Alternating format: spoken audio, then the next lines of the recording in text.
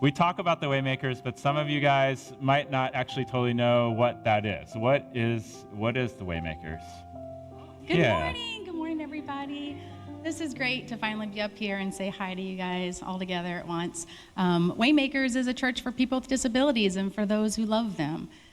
We just provide spiritual and practical needs to people with disabilities, the elderly, the poor, the impoverished, mainly in South City. Yeah. That's what we do. And down there on, what is it? Is it Grand? Right off Grand and Gravois. Yeah, Grand Gravois. Old Winnebago Presbyterian Church. So we have church service on Sunday, which we could have totally rearranged this whole thing because we had to cancel church today because of the snow. Yeah. So we could have just went back to your normal thing, but we didn't want to switch things on the last minute disrupt. like we usually do. It's all good. Yeah. We do that too. So. We do.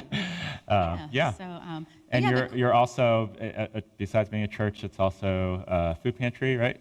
Right, yeah. The core function is a church on Sunday mornings, and one of the ways that we show God's love to everyone that we encounter, really, is to have a soup kitchen and a food pantry twice a week. And I see lots of people out there that help with that. We also have some housing. We do Toys for Tots. We just do everything that a church does. Yeah, and more, I would say. So I don't know. You guys take trips to Branson sometimes, I see, you know. We have a social club for adults with developmental disabilities, so we go to Branson, we go camping. Yeah. Peggy Dotson loves to go to Branson with us. She loves it. We've never been to Branson together, have we? So I don't know. This is pretty good. Maybe there's some Bransonites coming up next year. Yeah. We do. We had a sock hop and just all kinds of fun things to really try to alleviate the loneliness and to show God's love, because that's one thing that I would say about all of our Waymakers and just our neighbors in the community is the intense loneliness that they experience. Yeah. I would say unlike any kind of loneliness that I've encountered. Yeah.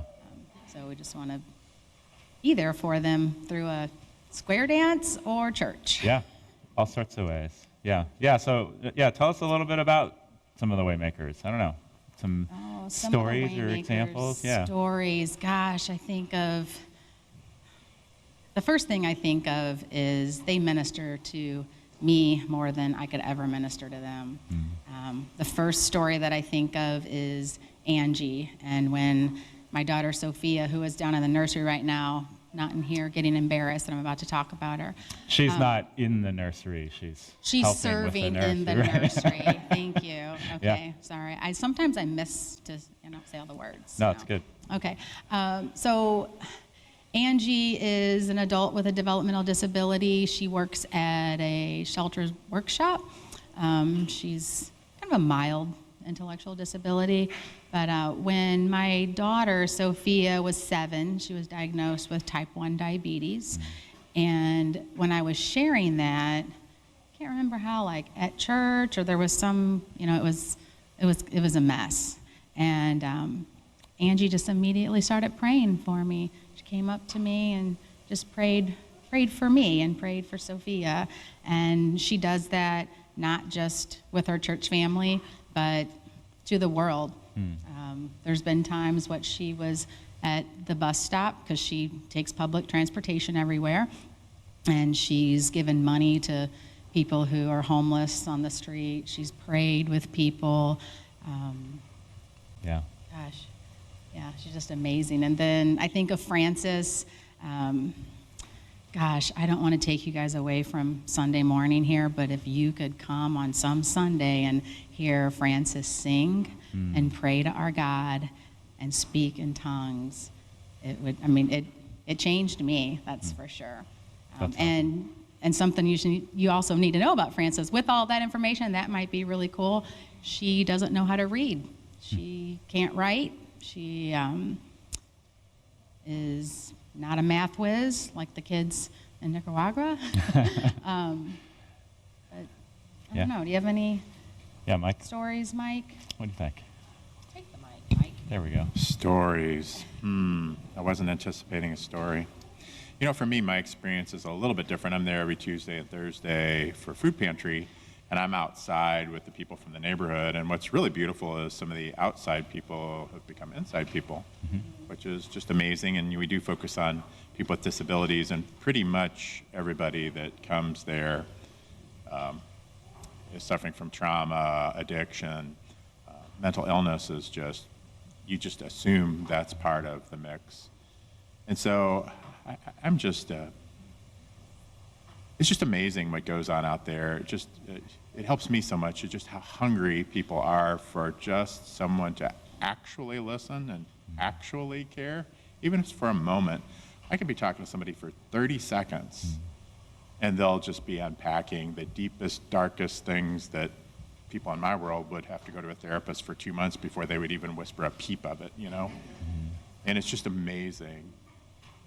And just to ask if they want me to pray for them, and just touching them, you know? I mean, they're so isolated. There's just so little affection and care, and so lack of trust. Everyone's suffering from trauma and all the negative behaviors they do to cope with that trauma. So my story is just really more what's going on outside, and just longing to see a move of the Holy Spirit there. And I'm praying that the next revival, and we like talking about revivals in Vineyard, the next move of God isn't in churches, it's in the poor neighborhoods, because I think that will be a sustainable revival that will actually change our culture.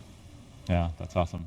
Yeah, and that's really, I mean, one of the reasons I think we've all always felt so connected with the Waymakers is exactly what you're talking about, as far as people actually being able to, like, to be real, right? Like, there's no ability to have pretense or like hide things or be inauthentic, right? Like, it's just it's just where we find ourselves, and when we get around that, it helps us to do the same, right? And you guys also mentioned, like, it's how did you say it? It's a church for people with disabilities and For people those who love them, right? And so, and one of the things I've seen too is just how, like, a lot of families who have children, like, they really connect as well, and it's something that really provides a community space. They come in. They oftentimes it's hard for these families to connect well in a quote unquote mainstream church, but Waymakers, they're able to find a place for everybody, which is pretty cool. Yeah, just a couple months ago, I received a call through 211. Our number is connected with 211, which is kind of like a 911 for social services and such. And she called for like food, shelter, utility bills, and I, shared with her everything that we had to offer, and also because I use this as an opportunity. I'm working 211, making it work for me. So I always use that as an opportunity to share about Waymakers being a church. Like, this is really our core function, is we're a church for people with disabilities. You can come and get food and all of these other things. You can come sign up for Toys for Tots, but we're a church for people with disabilities. And she just totally unpacked and just poured out her heart. We talked for probably an hour. She was looking for a church, and she just felt, here we are in 2025, and she has a son with autism and didn't feel welcome in church. She's tried several different churches, not Vineyard, because we would completely accept them. It's totally, she said that she felt like she was an eyesore. She kept using that word. Like, I felt like we're an eyesore. So she's come a couple of times to Pantry. She's warming up. I'm going to get her in there on Sunday mornings. Yeah, that's awesome. Yeah. So, well, and it really, obviously we would absolutely welcome anybody into our church here, but even with that, it is, like, it's important to have spaces for different types of people, right? And and it helps them to feel more at home. But then it's also important for us to be able to interact, and that's what a lot of the connection that we're striving for today is about. And we definitely, as we say up here often, we welcome you guys to come and volunteer, and even come on Sundays. Their service is at 9:30, right? It's at 9. 9. There we go. That's why I always walk in so late. Yeah. But you guys are tending to folks afterwards too. So, with that being said, I look up on this slide here, and it says Eva, Executive Director. It says that because I made it, but that is your title. I took that right off the website. And so, and I don't know. I know that your parents, right, Bill and Rosa, that right? Right. Bill and Rosa Williams. They founded. They founded it. Okay. And so in my mind, I'm like, oh, Eva, she's the daughter. She must have just like rolled out of bed and just straight into this executive director role.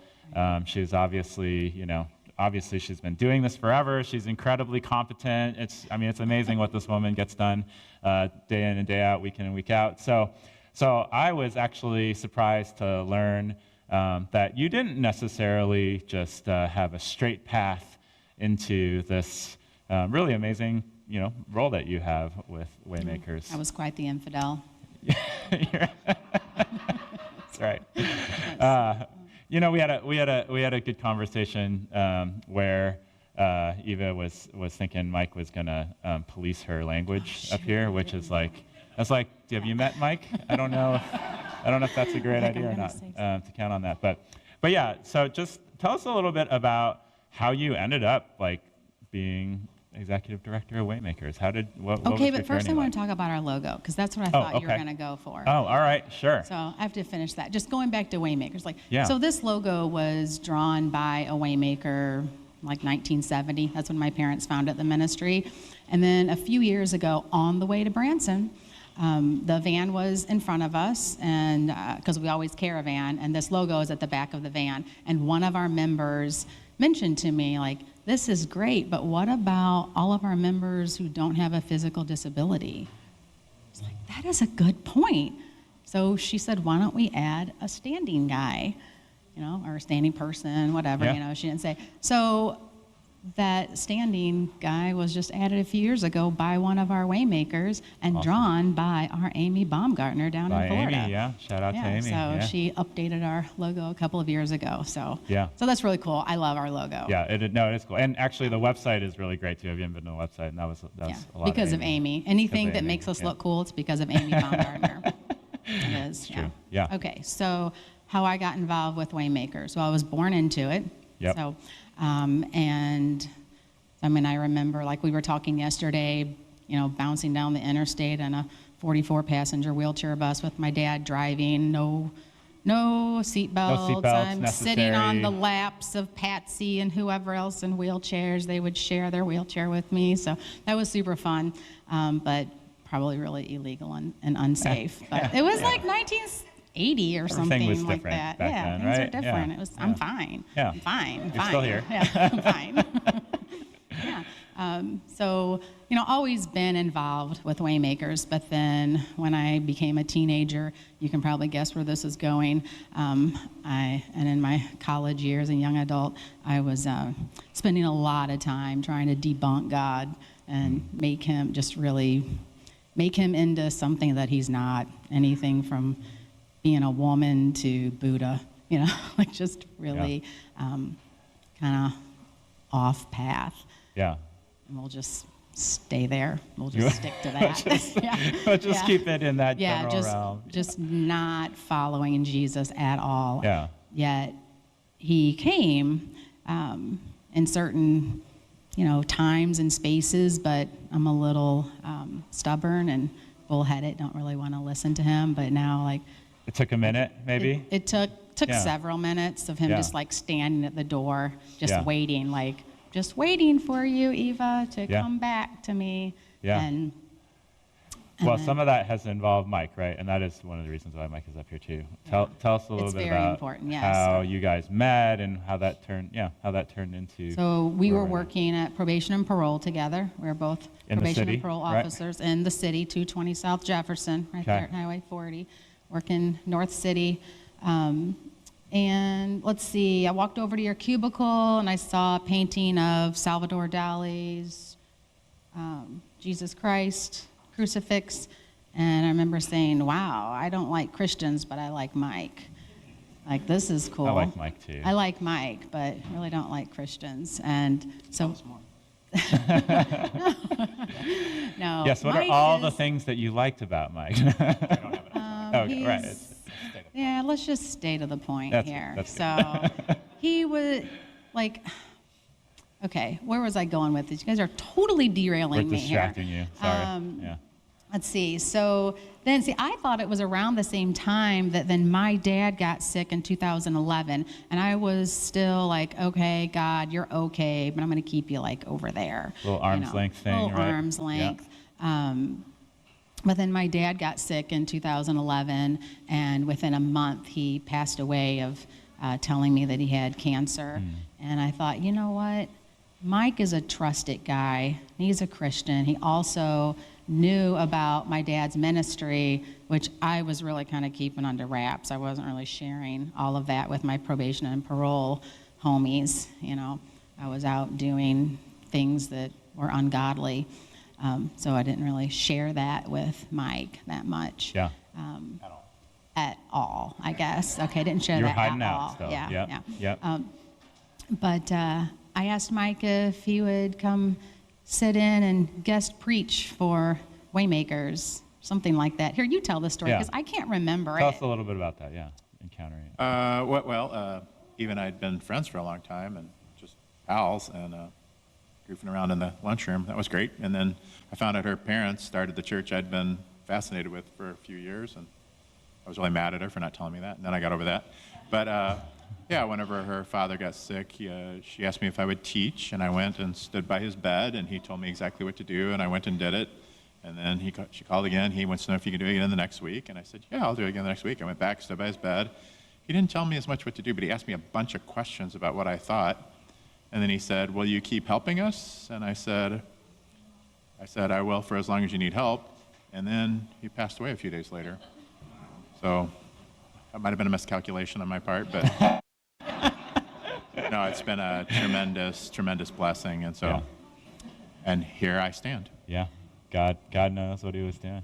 Yeah. I mean, one of the fascinating things I learned was you had, I guess, sort of just heard about that there was a church for the disabled, but you did not know what it was or didn't know where it was, didn't know anything about it. You were using your dial-up modem to try to search the internet to figure that out. And so really, like, it was years, you said, right? Like it'd been a while. Yeah. And all of a sudden, one day, it comes out that Eva is the daughter of the founders of this church.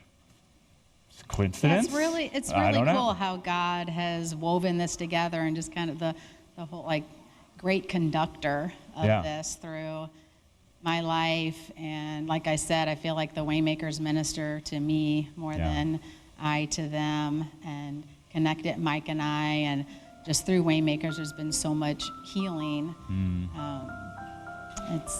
It's really fascinating. You should come visit. That's something that people say when they come visit. We try to describe what Waymakers is and what it's like on a Sunday morning, and the takeaway more than anything is, like, you have to come experience Waymakers. You have to experience it.